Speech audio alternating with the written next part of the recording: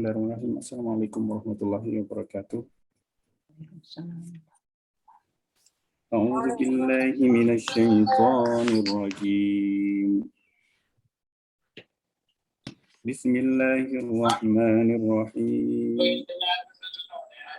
وقال الذين اتبعوا لو أن لنا كرة فنتبرأ منهم كما تبرأوا منا كذلك يريهم الله أعمالهم حسرات عليهم وما هم بخارجين من النار يا أيها الناس كلوا مما في الأرض حلالا طيبا ولا تتبعوا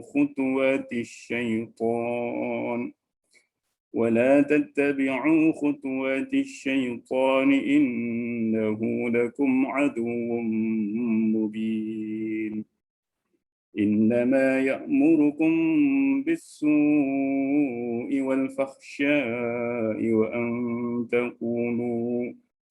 وأن تقولوا على الله ما لا تعلمون وإذا قيل لهم اتبعوا ما أنزل الله قالوا بل نتبع ما ألفينا عليه آباءنا أولو كان آباؤهم لا يعقلون شيئا ولا يهتدون ومثل الذين كفروا كمثل الذي ينعق بما لا يسمع إلا الدعاء ونداء صم بكم عمي فهم لا يعقلون يا أيها الذين آمنوا كلوا من طيبات ما رزقناكم واشكروا لله إن كنتم إياه تعبدون إنما حرم عليكم الميتة والدم ولحم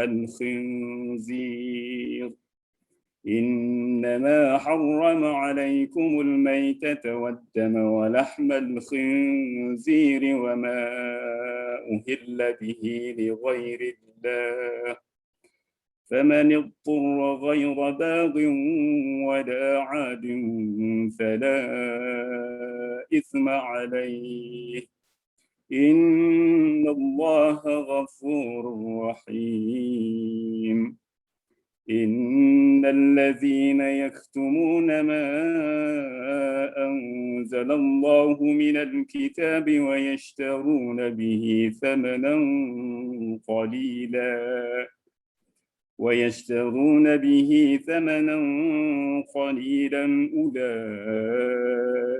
ما يأكلون في بطونهم إلا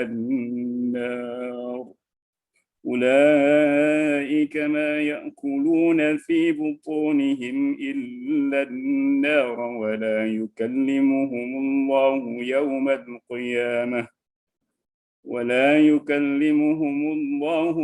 القيامة ولا يزكيهم ولهم عذاب أليم أولئك الذين اشتروا الضلالة بالهدى فالعذاب بالمغفرة فما أصبرهم على النار ذلك بأن الله نزل الكتاب بالحق وإن الذين اختلفوا في الكتاب لفي شقاق بعيد صدق الله العظيم. السلام عليكم ورحمة الله وبركاته.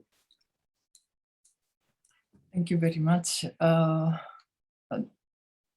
Ustad Tohir is Imam of Chiba Masjid and also Chairman of Muhammadiyah Japan and the CEO of Japan Halal Service, and he's also a member of secretary of this project with me and also Prof. Muhammad Aziz. Maybe he is still in work at campus, who is the chairman of KMEE, or Indonesian Muslim Association in Japan.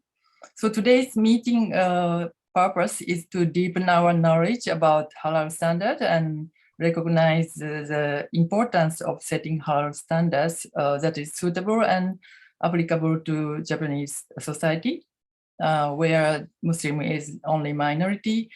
And at the end of this meeting, we would like to set up a committee for to formulate such a standard. This is a follow-up meeting from the brainstorming session on July 30th, but I think some people here didn't attend that meeting, so please allow me to explain briefly the background and purpose of this meeting. I have been studying about Islam in Indonesia for more than 30 years, and in recent years, seeing the situation where my Muslim friends coming to Japan are having difficulty to look for eating place. So since 2 years ago, I have started support activities to increase eating place for Muslims in Japan, especially in Fukuoka.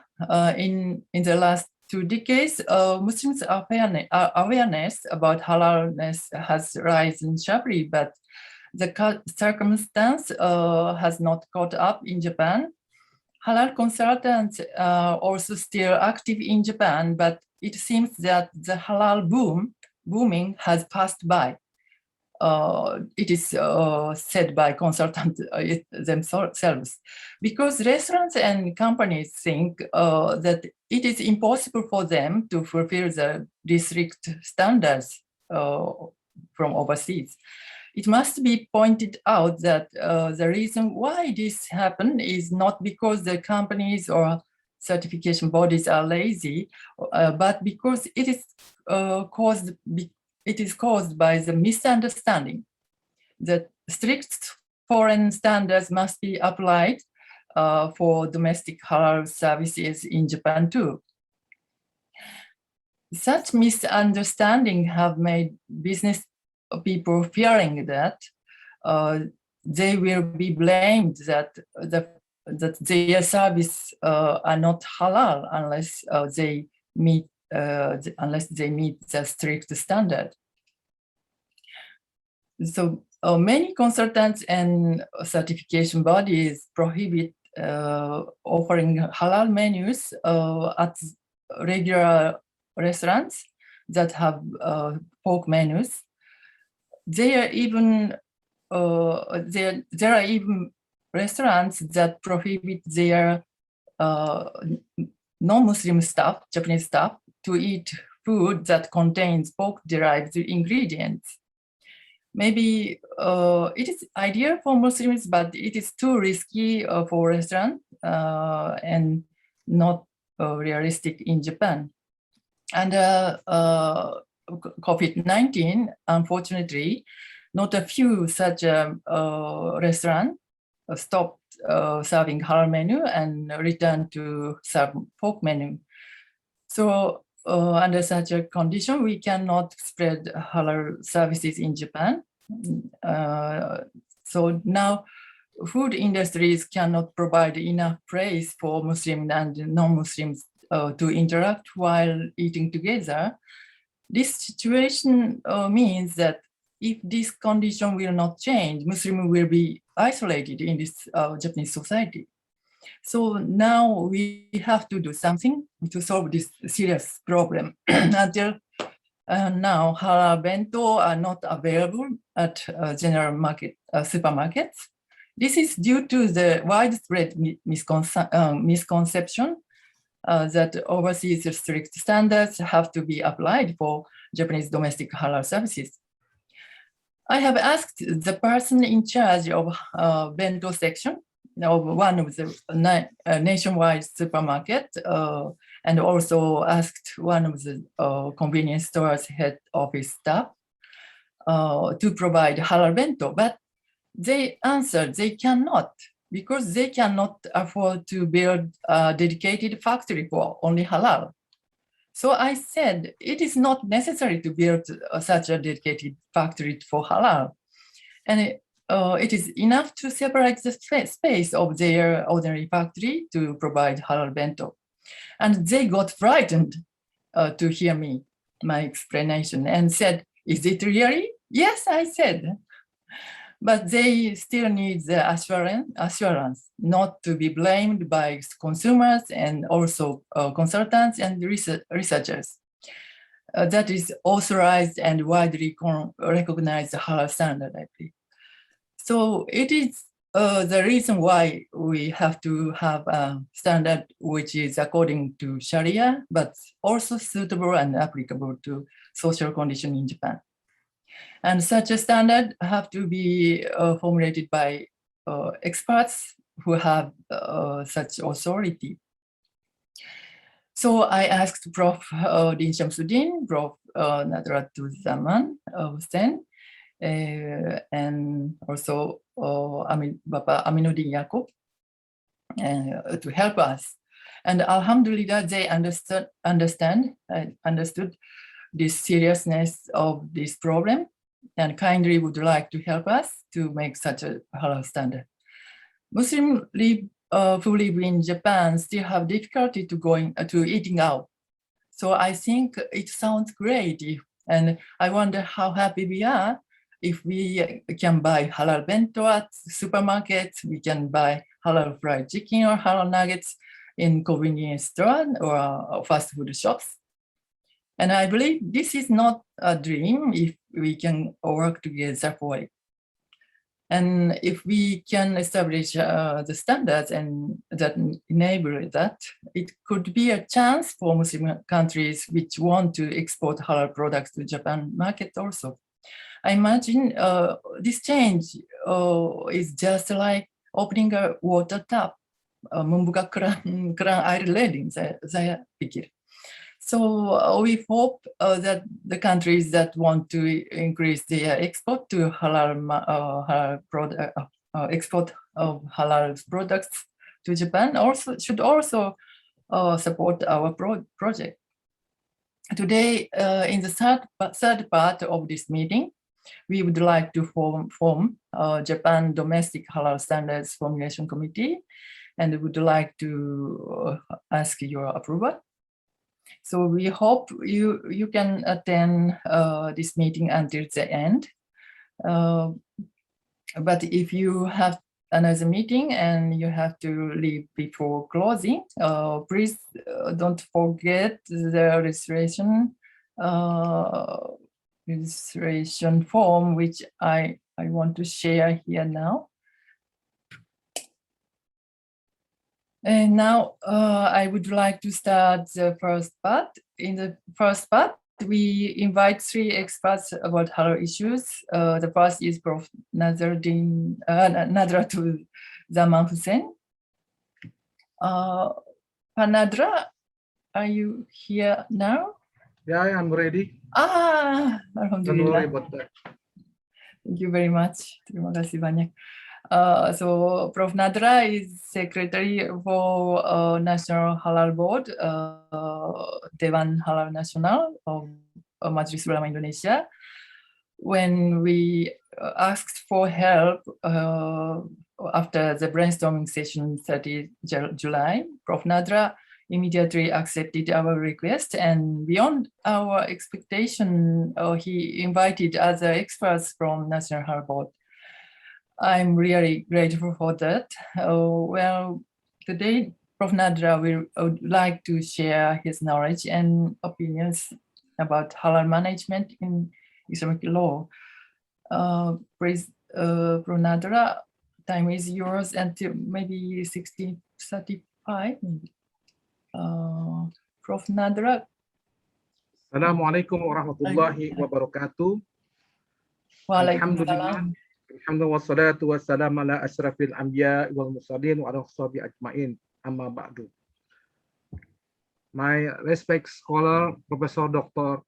Din Shamsuddin, my respect brother Dr. Khalid Nafis, and my respect prominent scholar Professor Irwandi Jaswir, and also the CEO Bapak Zulkarnain Hasan Basri, and the Director of Kumamoto Islamic Center, Bapak Marlo Siswahyu, and Dr. Indrajani Rahman. First of all, I would like to thanks to the Professor Satomi Ogata already invited me from this sharing session for halal management.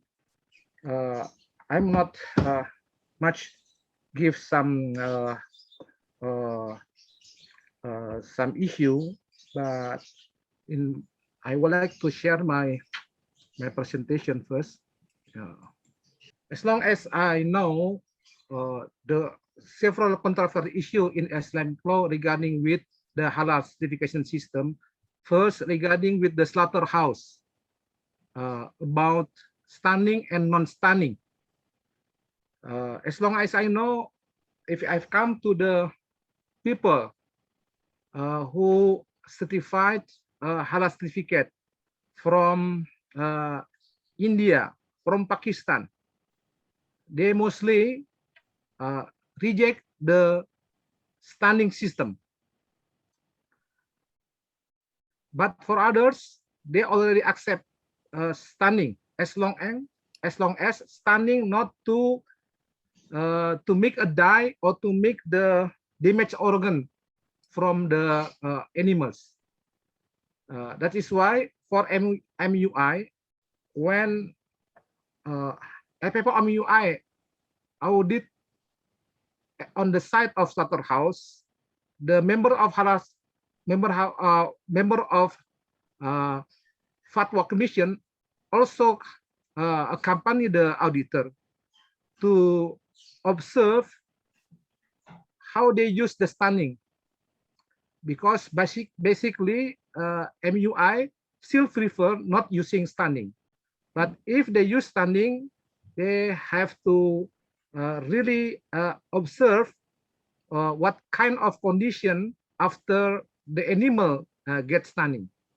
They have to can be conscious after a few minutes and still good life after they get a stunning. That is the testing like that. But if the stunning to make animals dying and cannot standing, that is forbidden. That is why MUI even though allow the stunning, but very strict to allow to using the stunning, because many kind of stunning. There's a gun stunning, there's electric stunning, and also for the chicken. For the chicken is they use the hot water or they use the electricity, and also they use gas. You know, many kind of system. But the important thing for the slaughtering, we follow the sunnah from Rasulullah, how they cut the neck very fast, because the knife is sharp and the blood is draining very much, to make the body is there's no anymore in the body blood. And also in terms of technology, food technology, the animals is better to store in the freezer if there is no blood anymore in their body. That's why in Islam already comply with the science, the food science. That is why we want to use the stunning, but we want to use non-stunning. But if you use stunning, we have to look the draining of the blood is maximized, because if they use stunning, the brain is not maximized. It means the heart already stopped, cannot pump again the heart. The jantung cannot work anymore. That's why the blood is cannot drain anymore. This is the controversy. But some halal certification reject and say no compromise with the stunning system. I think in many European countries, they make a regulation. They in the slaughterhouse they have to use stunning for reason the animal ethics. If they use non-stunning, it means they break the animal ethics. I don't know in Japan, is there any issue regarding with animal ethics or not? This is the one question for me. I don't understand, but we have to discuss about that. Because if the regulation very strict in Europe, like in Netherlands, they cannot allow the slaughterhouse using non-stunning. That is so difficult if the regulation in Japan like that. Another problem is we debate a lot and so difficult regarding with the alcohol. Many halal certified body and many ulama, the alcohol is the same as with the hamar. I have to say again, the alcohol is the same as hamar. The hamar is clearly haram. But MUI, look, the hamar is not the same the alcohol. Because the alcohol is a part of the hamar. And to make people drunk, not only alcohol to make a drunk. Some material like aldehyde and butyrat, something like that, they can also attack the nerve of people. They make a drunk, not only alcohol. That's why MUI mentioned, and also use fatwa, issue the fatwa. Alcohol, there are two different things. Alcohol is from hamar, alcohol from non-hamar. This concept cannot be accepted with other country, with other halal certifier. They just think all thing alcohol is haram. But to MUI, make a differentiation. If the alcohol non-hamar is allowed, but we can see the degree of the percentage of the alcohol. If the alcohol non-hamar not more 0.5, not more than 0.5, is okay for MUI. And also MUI make a differentiation about the alcohol non-hamar used in beverage and used not in beverage. They have to make a different thing. The third is regarding with the istihalah, the transformation material. Normally in Shafi'i school, the grape to make wine, from the wine can transform to be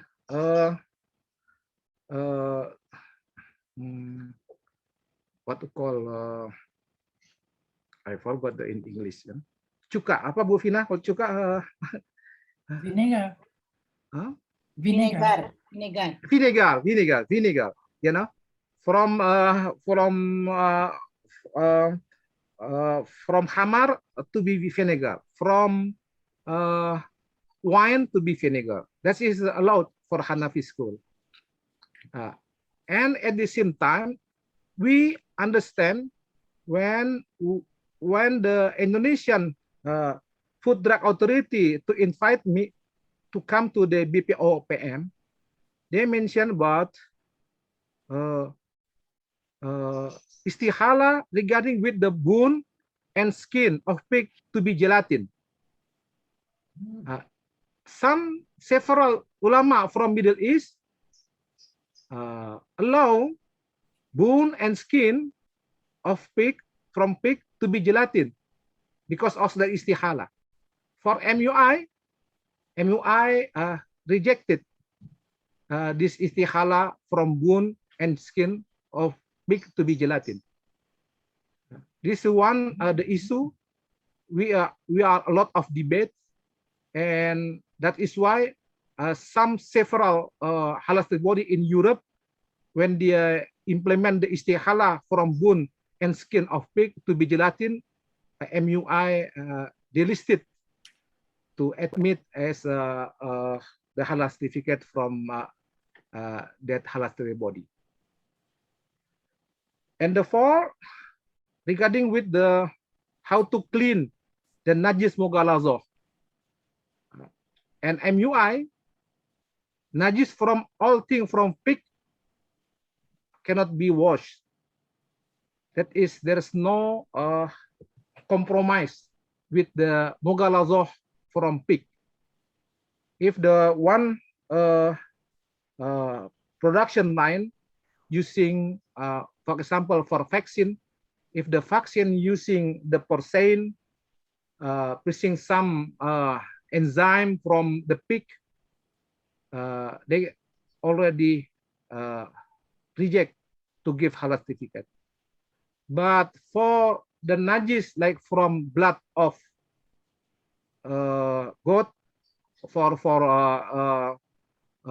sheep, they can use. For example, vaccine for meningitis from China, they use blood of sheep for the medium of a virus or virus from meningitis, and there was 4,000 liter water, and MUI accept to clean up the najis from blood of sheep, but from pig, MUI totally reject. But other health certifier, they look if the mughalazoh najis like from pig, as long as in the end cannot be detected, they allowed.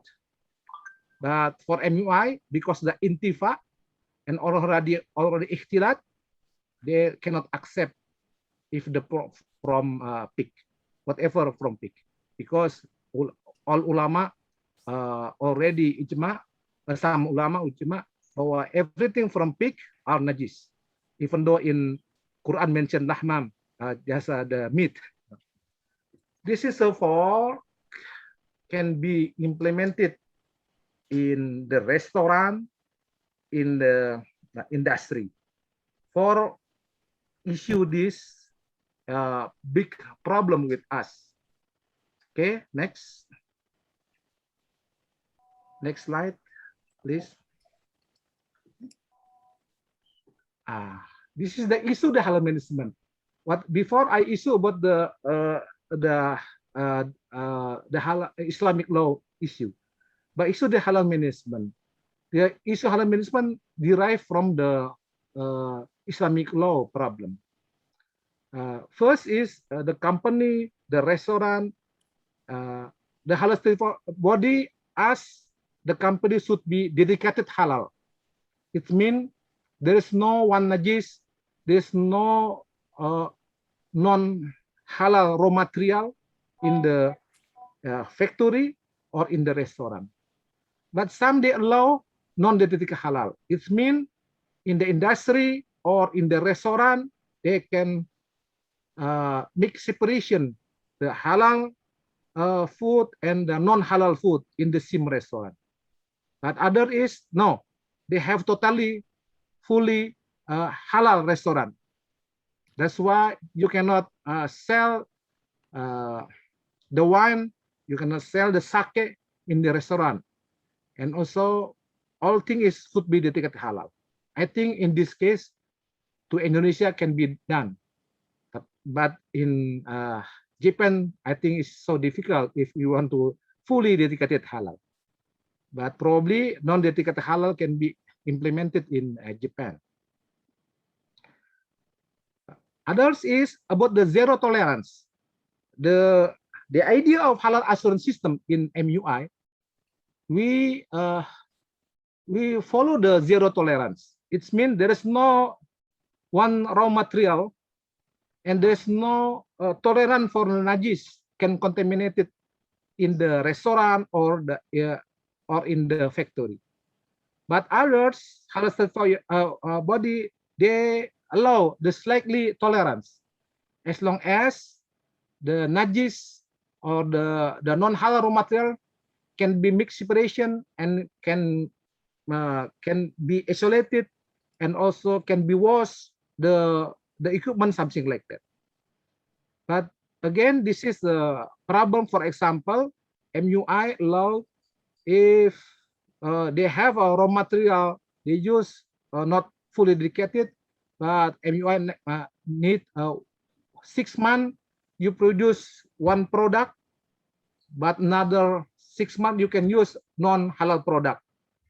That's like that. Because if just 1 week you produce halal product and other weeks you use non-halal product, MUI not allow like that, because still high risk for the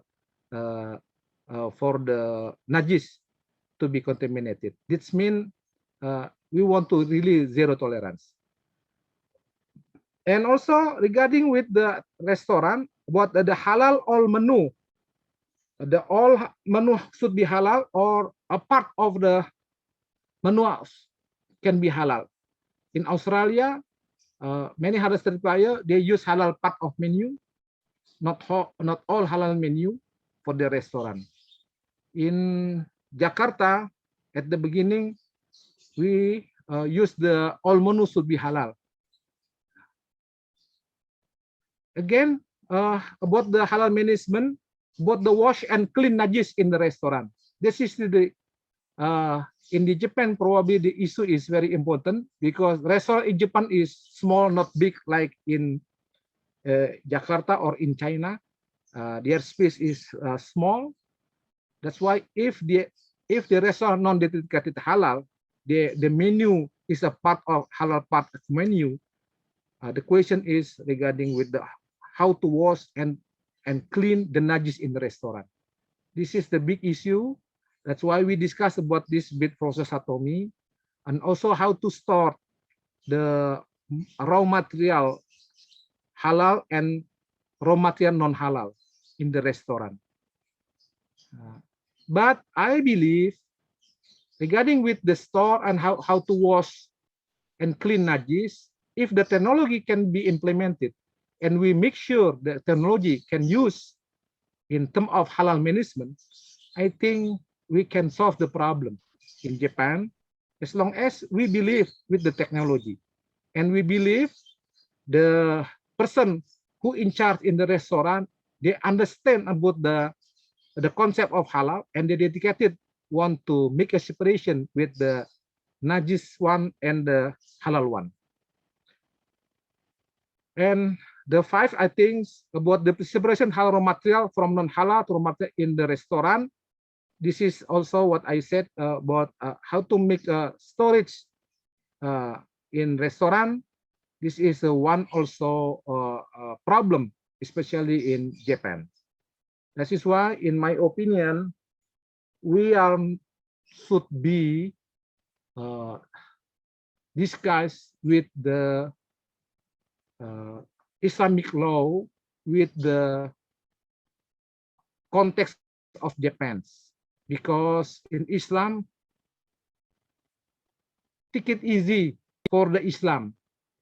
If you make difficult, people will go away from Islam. And we are looking for the maslahah. We are looking for the benefit, and we are looking for something easy and also benefit for the people. And people will gradually understand about the halal concept. But if we very strict and we are not using the halal management, but we are also strict with the Islamic law, but we are not in the context to implement the Islamic law because we are not believe with the halal management with the technology, I think we have a fine difficulty in Japan to develop halal assurance system or halal certifier system in Japan. That's all. It's my opinion regarding with standard in Japan.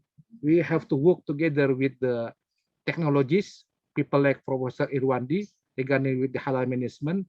We need the work with the Dr. Khalid Nafis as a prominent ulama in Islamic law, and we have to work together with Indonesian people and Japanese people, and also Indonesian people who live in Japan, because they more understand with us. I think we work together, we make a collective action. I think, inshallah, we will find the solution how to make standard with the halal certified body in Japan, and inshallah, people will accept our standard as long as we are patient and we are istiqomah, consistent to introduce our standard later on. I think with the Ustadz Thohir and other people in Japan, we have to optimistic. We are doing da'wah in Japan. May Allah bless us, and inshallah we'll be successful. Billahi taufiq wal hidayah. Wassalamualaikum warahmatullahi wabarakatuh. Waalaikumsalam warahmatullahi wabarakatuh.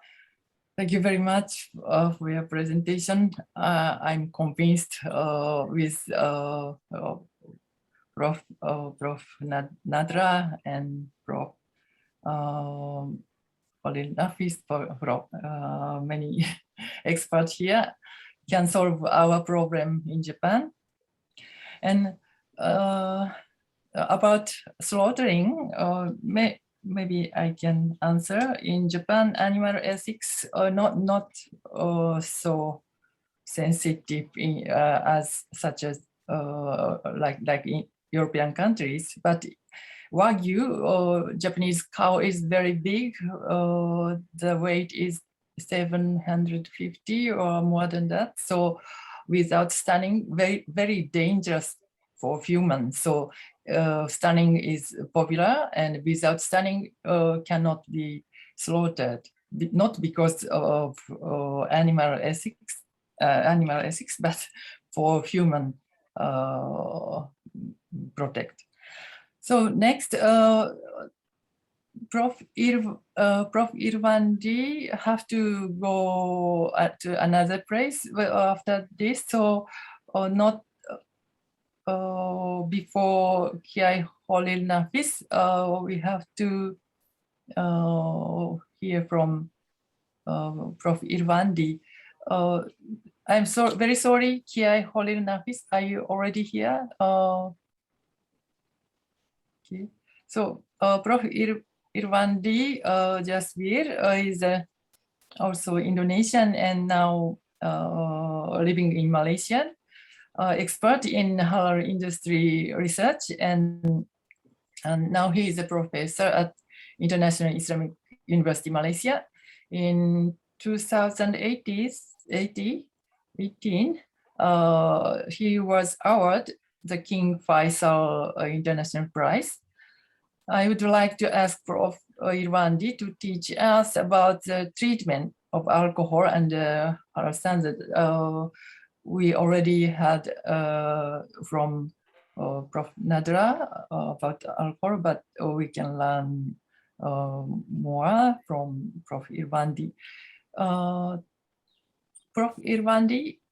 Yes, Assalamualaikum. Waalaikumsalam warahmatullahi wabarakatuh. Thank you very much. So I share your screen. Yeah. Okay, thank you. Bismillahirrahmanirrahim. Assalamualaikum warahmatullahi wabarakatuh. Waalaikumsalam.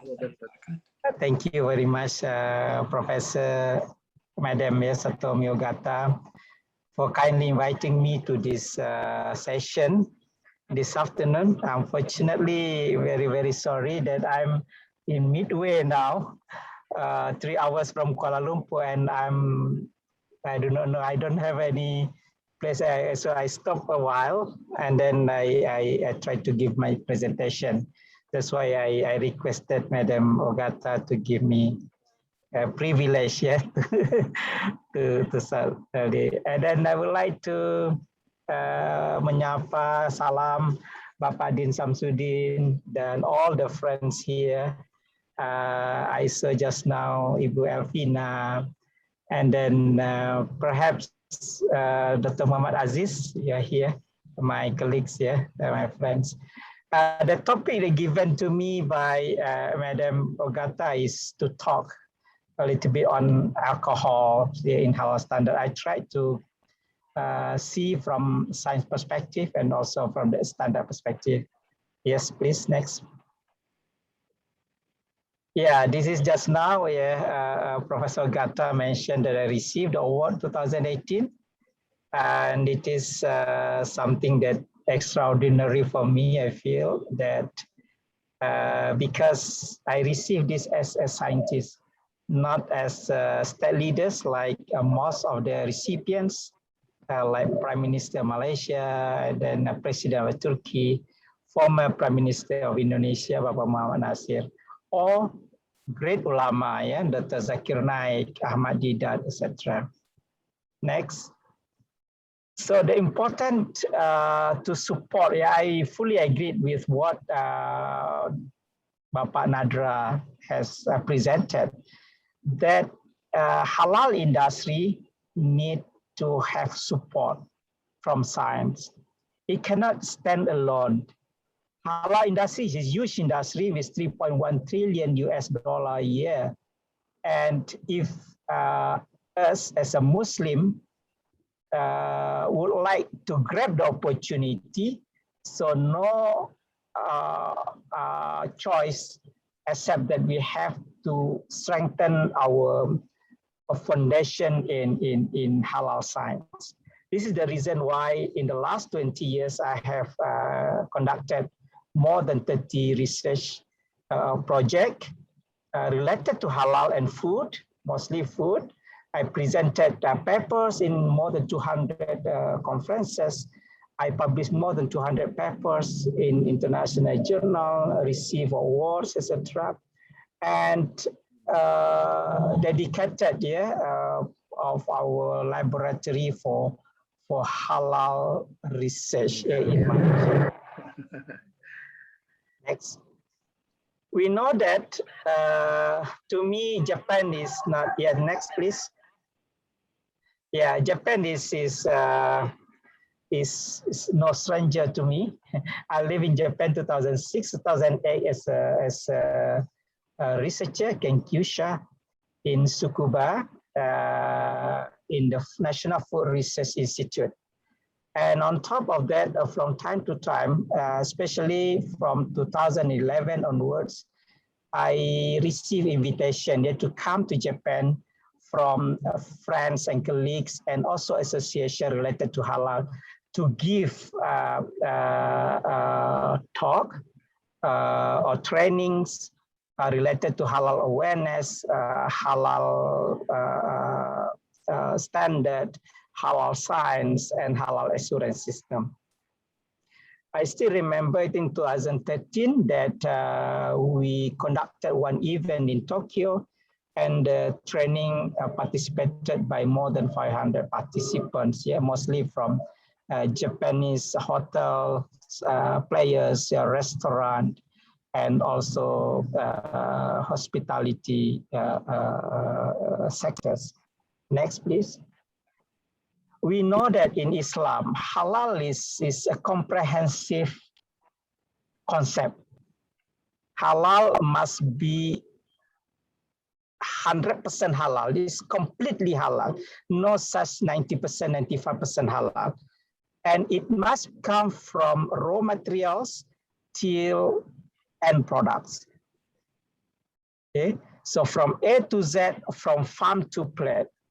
But we also know that in every step of this pathway of the production, there is a possibility for the product to be contaminated with halal, with non-halal things.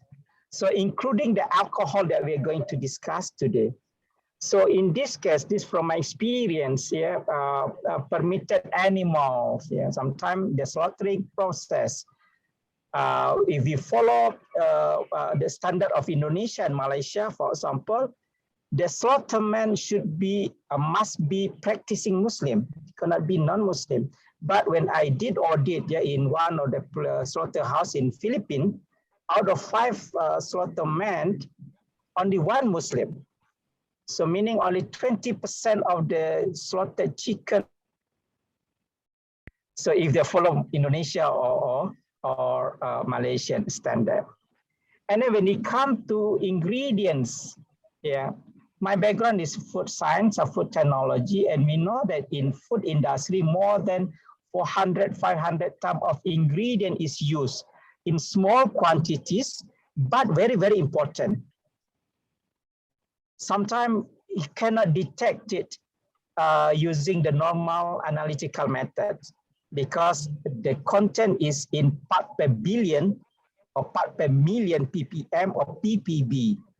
So research in terms of halal authentication is really, really needed. And if you are from university environment, please do something, encourage yourself to contribute to the advancement of halal industry. Next, please. Yes. Now, alcohol versus khamar. I think everyone knows, Bapak Nadra has mentioned also just now that according to the MUI standard, yeah, khamar and industrial ethanol are two different things. Yeah, khamar involves the intention of the production. If you produce something with the intention, with niyyah to produce alcoholic beverages, so it's considered khamar. And khamar is zero tolerance, meaning that if you have wine now, and then you take one drop of wine, you put into your pasta, and then your pasta become non-halal because zero tolerance. But alcohol in Indonesia, referring to industrial ethanol, alcohol can be used. Industrial ethanol can be used, of course, the food grade one. Yeah? Don't use the one that you use in the lab. Use the food grade one up to 0.5%. Yeah, in general. Yeah, because why we need this? Because some of the bioactive compound cannot be dissolved in water, and it only can be dissolved in organic solvent. And ethanol or ethyl alcohol is normally preferred compared to other organic compound, organic solvent. Next. The concentration of 0.5% is different from one country to another. And this is the reason why we need to establish a Majlis Fatwa in each country. In Malaysia, 0.2% only. It's already increased from 0.1 before. In Indonesia, 0.5%, and in US, 1%. So it depends what fatwa that you follow. Yeah. In general, there seems to be a lot of misunderstanding with regards to alcohol. Some people say when they say alcohol is haram, yeah, they cannot distinguish between industrial ethanol and khamar.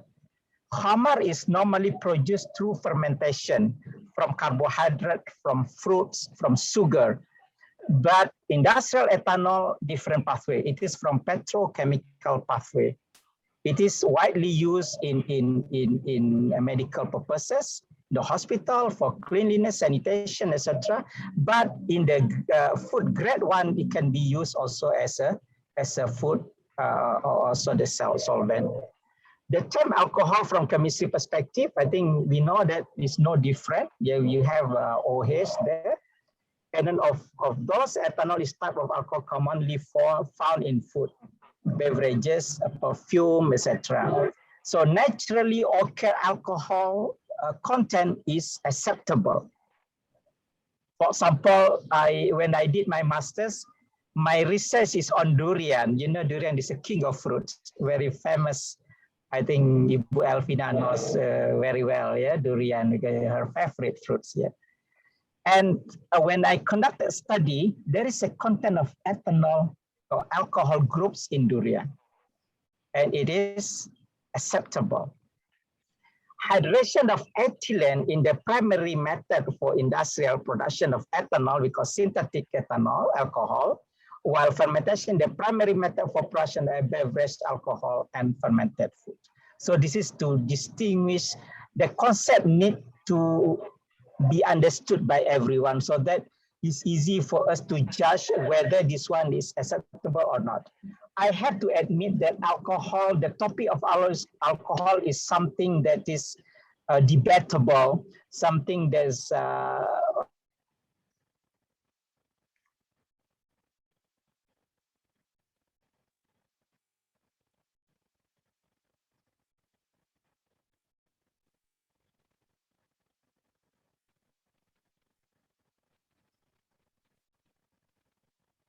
Okay. They have problem with the Signal. Hilang. network. Alah, network putus. Maybe Dempa Warwika. Bagaimana kita? next. We just wait for a while. Maybe it's better. Wahai, wahai. Oh, It's already coming. It's coming. Yeah. come up. Okay. It's coming. Pak Irwandi, we can see you.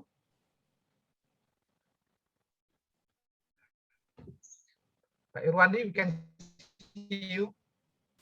Irfan, I think you don't need to Halo, bisa terdengar? ya, your ya. video. Oh ya, Ya. alhamdulillah. Okay. Sorry, saya laptop saya habis baterainya. Saya pindah ke handphone. Oke, Ya, Oh, silakan Bu, nextnya Bu.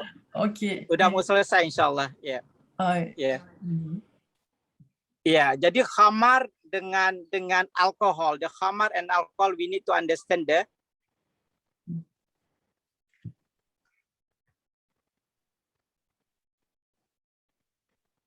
Alah, next. tidak kedengaran. Yeah. Okay. This is the criteria of alcohol according to Majlis Fatwa Indonesia MUI. Yeah. Number one, ethanol from other sources such as from synthetic, as I mentioned just now, is acceptable for up to certain percentage. Yeah. Ethanol can be used as a solvent or sanitizer. But for khamar, there is no such flexibility on that. Yeah, so I summarize from this slide. Next. Yeah, similarly to Malaysian fatwa, in Malaysia also the same thing.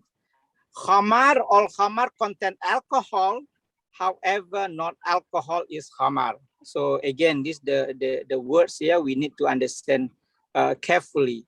Alcohol obtained from khamar making process is najis and haram. Alcohol obtained from a non-khamar industry is not najis, but not permissible to drink in its original form because it is poisonous. I think no one will consume it. Yeah, soft drinks that are processed or made not with the intention to produce khamar and content alcohol below the level of 1% is permissible. So the intention plays important role in this case, yeah. Because sometimes the fermentation or the production of alcohol occurred naturally. If you leave it something, especially carbohydrate, after some time it may turn into alcohol. This natural fermentation. Soft drinks which are made with intention and the same way of the process of making khamar, whether it contains a lot or little alcohol or distilled alcohol are haram.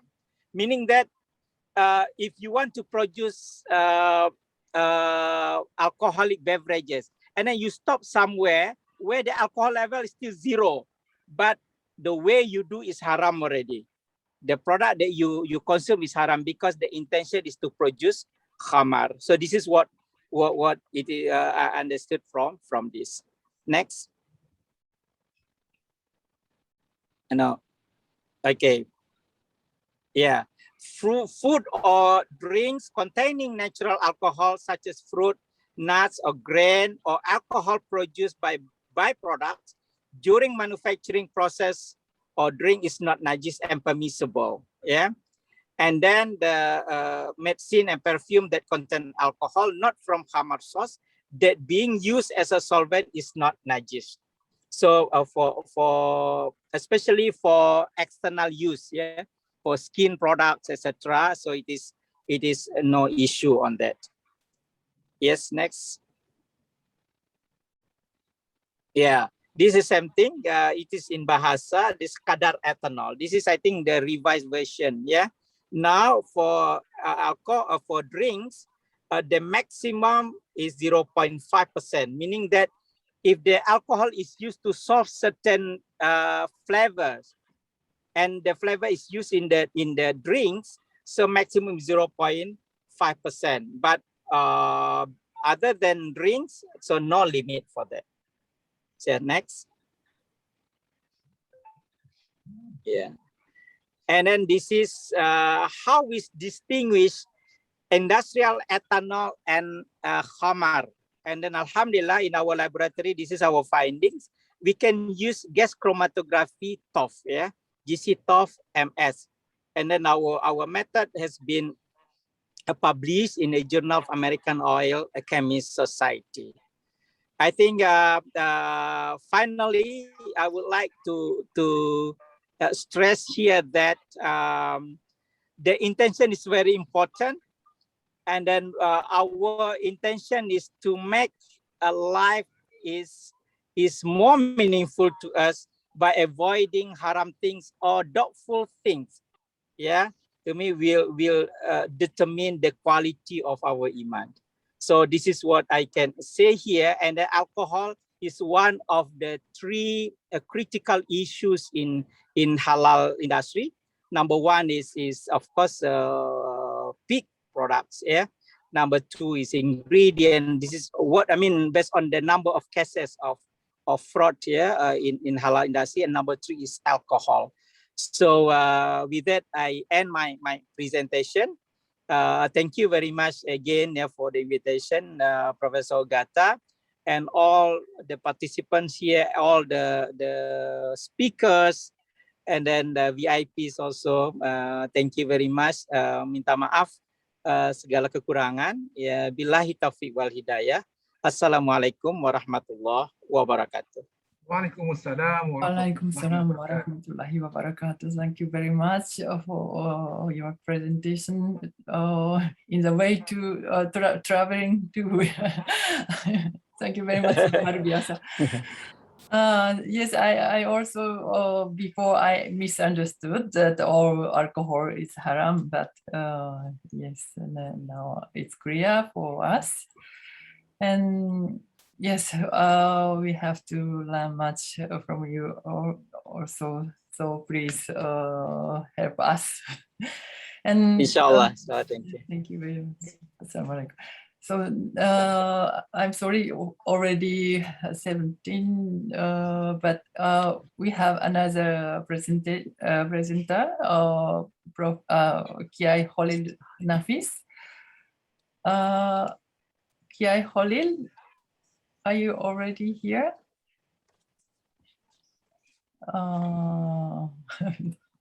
Kiai Khalil? I think he forgot. Oh, I think he forgot. I will try he to call him. forgot? Oh, dia tanya pastinya sekarang ada.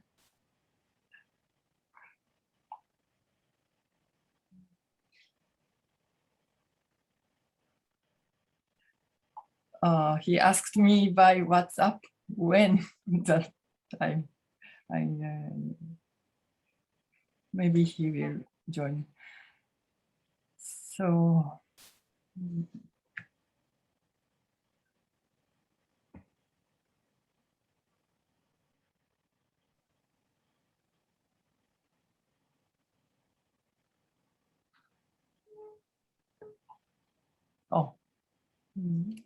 Assalamualaikum. Nggak masuk di seminar sama Pak Bu Nur Hasanah Satomi. ya. Iya, saya pikir jam 16 di saya jam. Enggak, jam 16 itu kalau di sana di Jepang, di kita jam 2. Oh, beliau salah ini. Ya. Bisa masuk ya, nanti ya. Oke. Ini kok masih ada daftar dulu ya, model internet sama model itunya ya. Iya, saya kasih nanti itu ya, saya kirim ya. Iya. Oke. Oh, yeah. Sorry. So, hi. I made a mistake. So misunderstanding. I made time schedule according to Japan time. So okay, maybe we will wait. We will change our schedule. Oh, he came.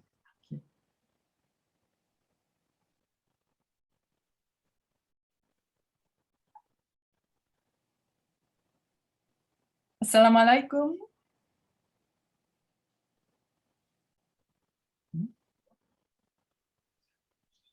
Assalamualaikum, Kiai Holil. Waalaikumsalam warahmatullahi wabarakatuh. Mohon maaf, I'm sorry. I schedule. Assalamualaikum. I'm sorry, Kiai Holil. I made time schedule according to Japan time. So maybe, Yeah, I think this in Indonesian sorry. time. Yes. Yes, so Kiai Holil is professor in Jakarta. And No, professor, doctor. Doctor Yeah, at in Jakarta, and also a member of MUI, Majelis Ulama Indonesia. So I asked you to talk about relationship between halal standards and minority law. Thank you very much for your time. And I'm very sorry I made a mistake in my schedule. Yes. He is prominent ulama in Indonesia now, Yes. especially at TV1. Oh, TV. Yes. Popular Indonesian scholar, TV1. So, do you have any PowerPoint or only talk? Yeah, maybe can be co-host. Yeah, I want to show my presentation. Okay. Yes, I made you co-host.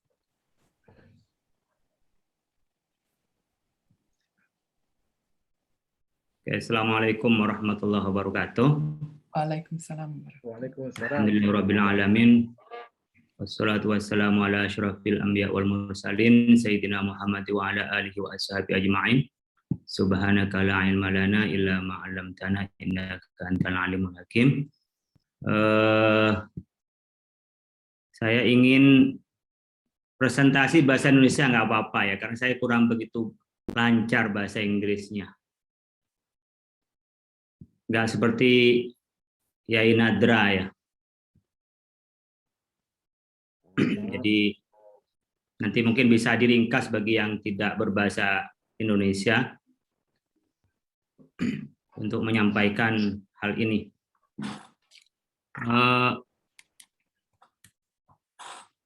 Pertama saya ingin menyampaikan tentang fikih minoritas ini, yang diminta fikih minoritas berkenaan dengan soal nanti halal standar. Prof. Nadra sudah lebih berpengalaman lebih dulu dari saya, sehingga nanti mungkin bisa dijelaskan Prof. Nadra. Nah, saya ingin menyampaikan tentang fikih minoritas, ini istilah baru ya dalam kerangka ilmu hukum Islam, bahwa ini berkembang pada tahun 94, tahun 90-an, tapi tepatnya adalah tahun 94 yang dimunculkan oleh Toha Jabir Al-Awani.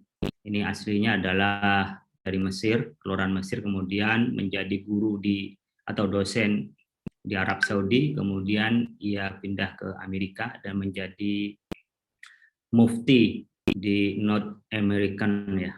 Kemudian juga yang pernah juga menyebut tentang fikih akoliyah, namanya fikih minoritas, ini ada Syekh Yusuf Al-Qaradawi dengan bukunya namanya fikih akoliyah.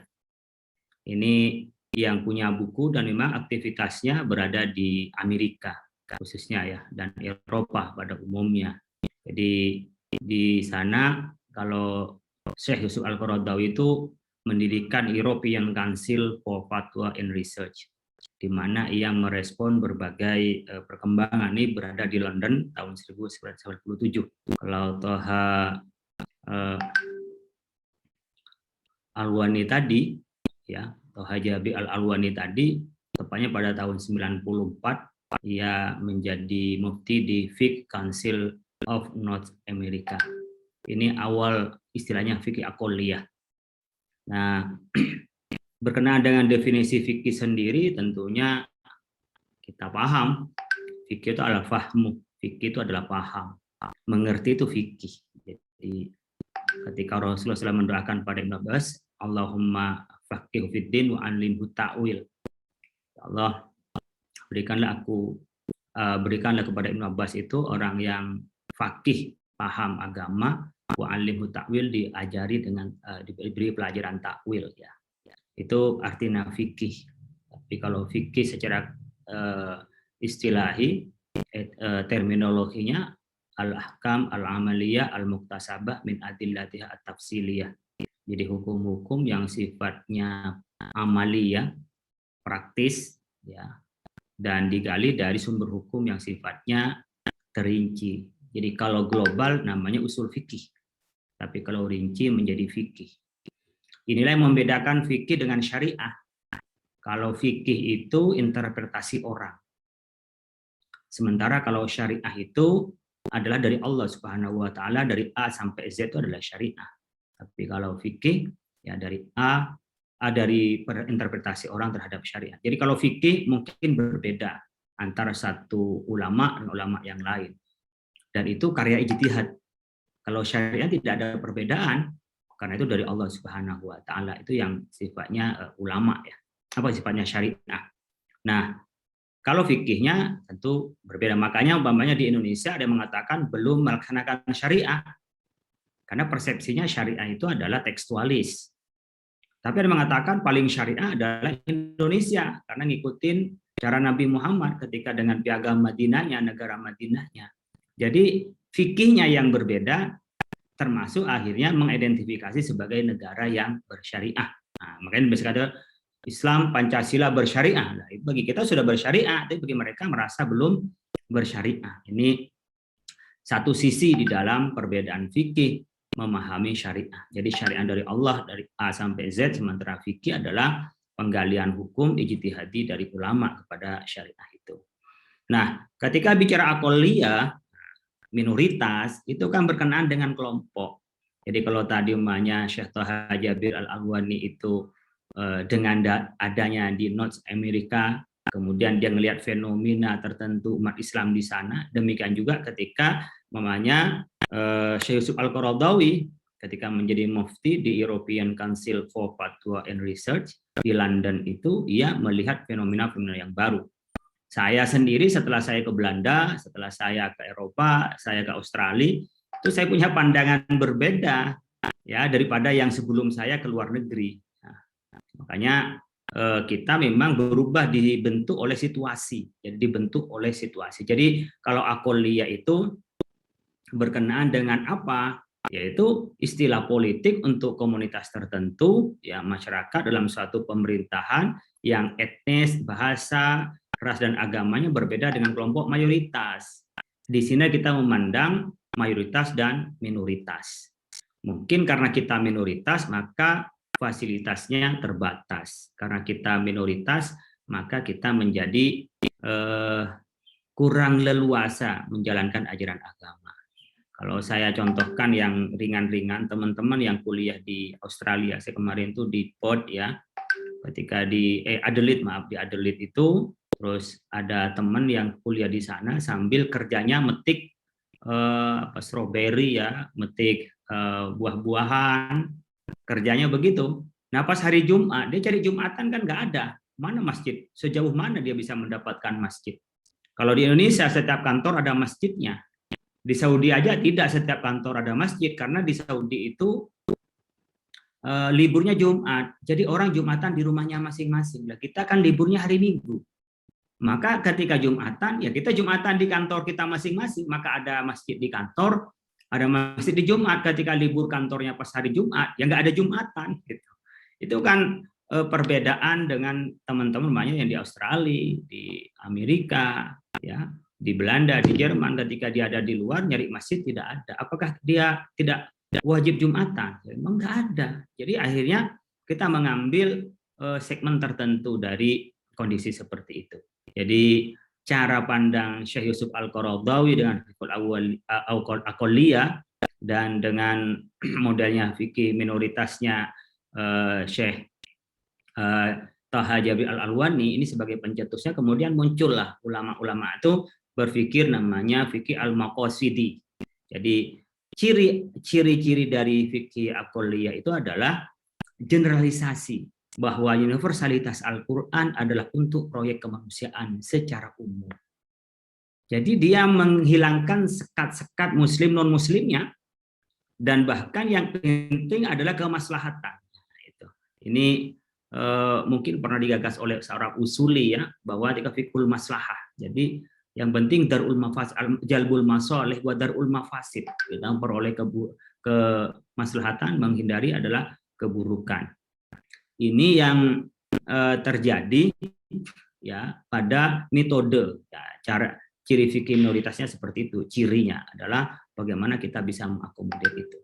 Nah, kemudian pada saat kita bicara soal kemanusiaan, dia sudah pasti tidak lagi terikat dengan sistem atau tidak terikat dengan fikih yang sudah mapan, menggeser. Jadi kalau fikih itu ditulis pada zaman kekhilafahan, saat itu Islam mendominasi, Islam yang memerintah. Itu di situ. Nah, di sini tidak, Islam yang tidak memerintah. Maka di aspek politik saat itu Toha Alwani menyebutkan, apakah boleh kita mendukung non-muslim, memilih di negara non-muslim? Ya boleh saja untuk kemaslahatan kita.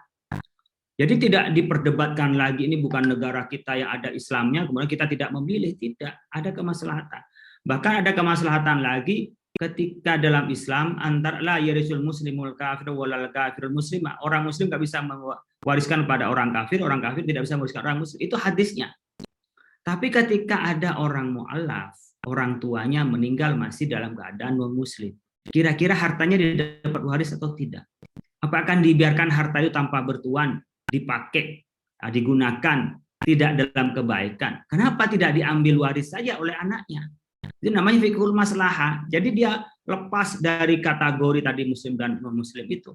Bahkan barangkali terjadi perceraian suami istri yang kemudian istrinya masuk Islam, apakah dia otomatis cerai? Kalau dia belum pernah hubungan intim, maka dia langsung cerai. Tapi kalau pernah hubungan intim, dia bisa ditunggu, cuman nggak boleh hubungan intim sampai dia itu apakah masuk Islam atau dia milih cerai. Itu kan pola bagaimana mengakomodir, karena di situasi, ya, situ kalau dulu kepada Ghailan, ya, Ghailan itu punya istri lebih dari 4. Ketika masuk Islam, Ghailan itu disuruh milih oleh Rasulullah SAW, ikhtar ihdahunna, pilih, wafarik sa'irahunna, ambil yang salah satu dari mereka, dan wafarik, dan tinggalkan yang lainnya itu. Itu di dalam kerangka masuk pada ijtihadnya itu. Dan dalam kondisi tertentu memang ini menggunakan apa metodenya? Metode al-uruf. Metode yang sifatnya uruf, selama tidak bertentangan dengan tadi maqasidi, bukan tekstualisnya, bukan redaksionalnya, tapi kepada maqasidus syariah. Maka sekarang dimunculkan kan ada fiqhul nawazil atau fiqhul waqi' atau fiqhul maqasid yang dikembangkan. Ya kalau di Maroko itu dikembangkan fiqhul maqasid di Maroko itu. Tapi di negara seperti Mesir disebut dengan fiqhul waqi', fiqhul nawazil. Nah, artinya kenyataan. Jadi suatu kenyataan itu bisa menasakh terhadap kandungan teks. Seperti halnya dalam Al-Quran itu menyebutkan tentang auma malakat aimanuhunna, yang dipegang oleh kita, artinya budak yang kita punya. Sekarang nggak ada budak, berarti kan teks itu dinasakh sementara karena kenyataannya nggak ada. Nah, ini memang sangat rentan dengan kata-kata liberal itu, liberal melampaui nas, melampaui teks, ya. Tetapi di sini Syekh Al-Qaradawi dengan Al-Alwani itu membatasi di komunitas tadi, menjadi komunitas, ya. Penggunaan seperti qiyas, ya, seperti ijma itu sudah dilampaui, tapi menggunakan dengan uruf. Asyabit bil urfi kasabiti bin nasih. Yang ditetapkan melalui uruf, kata kaidahnya itu sama dengan ditetapkan melalui teks, melalui Al-Qur'an. Jadi ada pengaruh teks itu yang untuk membentuk dalam kondisi tertentu. Jadi bisa al-hajah bimanzilati darurat, dia butuh tapi kondisinya sama dengan darurat. Nah, kontekstualisasi fiqhul bagi kita di Jepang ya, yang tentu beda dengan Eropa, mungkin fasilitas berbeda, di Cina juga beda dengan di Amerika, itu pasti berbeda di masing-masing tempat. Mungkin dalam konteks halal, kalau kita bisa mengadakan sertifikasi halal itu juga mempunyai konteks yang berbeda dalam ketentuan-ketentuan tertentu. Seperti halnya teman-teman yang ada di Eropa tidak ada bank syariah, apakah nggak boleh mereka umpamanya menyicil rumah dengan menggunakan bank syariah? Itu Al-Qaradawi memperbolehkan, Al-Alwani memperbolehkan. Kenapa? Karena masalahnya punya rumah itu melampaui haramnya riba itu. Itu dalam ijtihadnya. Saya tidak begitu nanti spesifik ya bicara soal bagaimana dengan standar halal. Saya pikir yang halal tidak bisa diotak-atik seperti halnya najis mughalladhah. Hurimat alaikum al-khinzir. Ya, jadi khinzir, kalb itu jadi berkenaan dengan babi, anjing, mungkin itu nggak ada tawar-menawar bagi kita. Bagaimana bisa dihindarkan? Tapi kan masih masuk khilafiyah. Seperti anjing itu yang najis apanya? Dalam kondisi tertentu karena kiri punya anjing di tempat tertentu, apakah kita tidak bisa memproduksi umpamanya? Mengambil pendapat yang lebih ringan. Memang kalau bagi rasa keagamaan, merasa nggak nyaman karena biasa kita ini kalau di Indonesia biasa jauh lah dari hewan-hewan itu ketika kita memproduksi. Tapi pada kondisi tertentu kita tidak bisa menggunakan hanya perasaan keagamaan, tapi menggunakannya adalah bagaimana ajaran agama. Miriplah dengan sekarang orang-orang sholat Jumat ketika kemarin merasa nggak nyaman kalau nggak di masjid. Ternyata setelah dibiasakan, ternyata kita bisa Jumatan di rumah kita masing-masing dengan keluarga. Kayak sholat berjamaah biasa. Nah, kita ingin menyampaikan dari ayat wa kulu mimma razaqakumullah halalan thayyiba. Ini halal dan thayyib. Jadi ada keseimbangan barangkali dalam fikih minoritas nanti. Kalau memang tidak terpenuhi di Jepang, ada halal yang memang menjadi standar umum. Jadi higienisnya bisa, tetapi ada halal yang barangkali di situ bisa disesuaikan dengan kondisinya pada saat memang tidak memungkinkan kecuali yang lain. Nanti memang sangat ditentukan. Jadi ada standar umum yang dalam pokok itu tidak boleh diganggu-gugat, tapi ada standar yang memang itu memungkinkan kita ini melakukan penyesuaian dengan kondisi tertentu. Kalau di negara mayoritas muslim seperti Indonesia, pikir nggak terlalu repot ya untuk melakukan hal itu. Tapi di Jepang barangkali agak lebih. Dan dengan adanya halal standar seperti ini, ada kelompok-kelompok yang promosikan halal, itu hanya mendapat fasilitasi ya dari pemerintah untuk apa? Untuk kita mengakomodir halal dan bahkan bisa dimunculkan sebagai dakwah kepada non-muslim adalah toyibnya, higienisnya, freshnya. Ya, itu bisa dijadikan sebagai bagian bahwa kita bukan orang kumuh, kita ini orang bersih. Jadi tidak hanya berpatok pada halal, tapi kita bisa masuk pada di bidang toyib ini. Nah, ini menurut saya ada halal lidzatihi, ada halal li ghairihi, ada halal yang kita sebutkan sekarang adalah lidzatihi, unsurnya itu sendiri, esensinya itu. Soal cara mendapatkannya tentu itu adalah pembahasan lain dari halal standar ini. Yang tentu kami ingin sampaikan bagi orang mukmin itu makan barang halal ya, itu bukan semata-mata untuk memenuhi lapar saja, tapi di situ ada unsur keagamaan. Ada unsur belief-nya, ada unsur keyakinannya. Ya. Dan oleh karena itu sangat erat kaitannya itu dengan ibadah, dengan diterimanya ibadah dan ditolaknya ibadah. Jadi ada kaitan dengan kepercayaan. Jadi makan itu keterkaitan dengan ibadah itu sangat erat. Bahkan sebagian ulama berpendapat bahwa makanan haram itu yang berpengaruh terhadap karakter manusia. Jadi pembentukan anak baik, pinter ngaji, mudah menerima pelajaran itu berkenaan dengan makanan yang dikonsumsi. Makanya Imam Syafi'i mengatakan, saya sejak belajar 40 tahun itu nggak pernah kenyang. Kecuali sekali, karena kelupaan nemenin tamu. Itu makanya sampai kenyang. Di sebelum itu nggak pernah sampai kenyang. Jadi kalau kenyang aja itu berkenaan dengan toyib, cara kita memanagenya, di samping makanannya sendiri adalah baik, tapi cara makannya juga toyib, apalagi berkenaan dengan halal haramnya itu. Oleh karena itu menurut saya, yang bisa dipakai ini, kalau di Indonesia kan sekarang sudah kayak BPJPH, Badan Jaminan Produk Halal, ya, bagian dari implementasi undang-undang. Kemudian orang untuk mengajukan ke BPJPH, kemudian ada LPH, Lembaga Pemeriksa Halal yang turun di lapangan untuk melakukan audit. Kemudian MUI mengesahkan saja. Dulu semuanya ada di MUI, tapi sekarang sudah berupa ya government. Kalau dulu mungkin swasta, sukarela, tapi sekarang sudah masuk pada mandatori, kewajiban. Saya pikir di Jepang bisa diberikan slot ya orang untuk mendapat makanan yang halal. Kadang-kadang kita perjalanan agak kesulitan mencari makanan yang halal. Kalau nanti ada disiapkan memfasilitasi bagian dari hak kita, tentu akan lebih baik.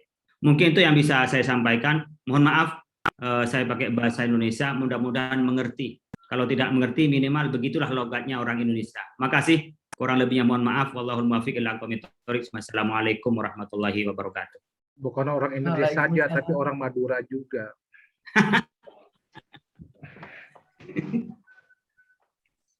Thank you very much. Oh, Bapak Khalil from Madura. Maduris. Huh? Madura Island. Madura. Okay. I'm sorry. I was requested to confirm transcripts, but it was not translated in English, so maybe nothing.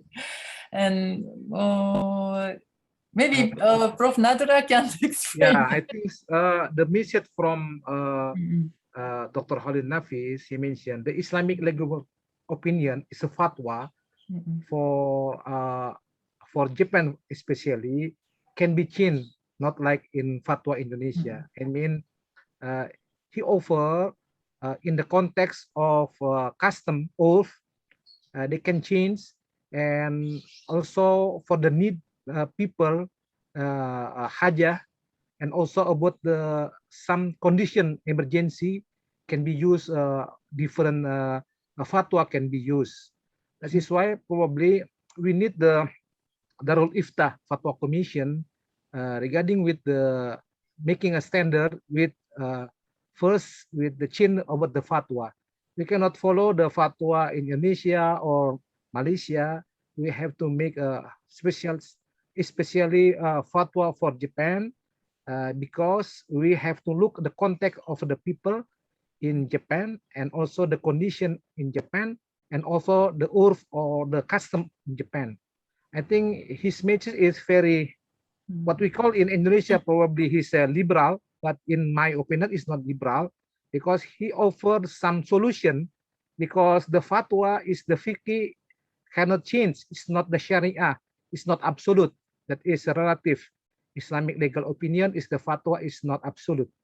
I think different condition, different ilat, different cause and effect can be changed. I think his message is very clear for me. I hope the people also like Toshio Endo and from Japanese people. I think he offer the new paradigm for the new fatwa for the halal toiban. Halal, not only halal we can see, also the toiban is the toiban probably is a clean. Toiban probably is the nutritious food. Toiban also to make people healthy and many things. That's why not only the halal we concern, but the toiban should be each other we have to consider. I think he make a new paradigm for the halal purifier body, but Indonesia already implement the toib and the halal should be together, cannot be separation. That I think it's like that. Probably I can make a summary from the prominent Islamic scholar, Dr. Khalil Nafis in Madura. Thank you, Prof. Nadra. Thank you. Thank you very much. Prof. Nadra summarized her speech.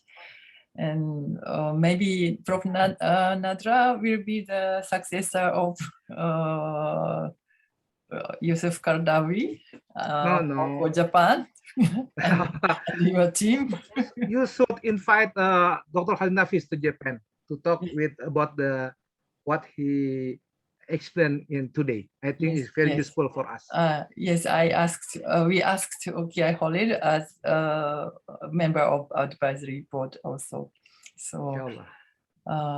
very clear, and I have hope to have standard which is applicable to Japan.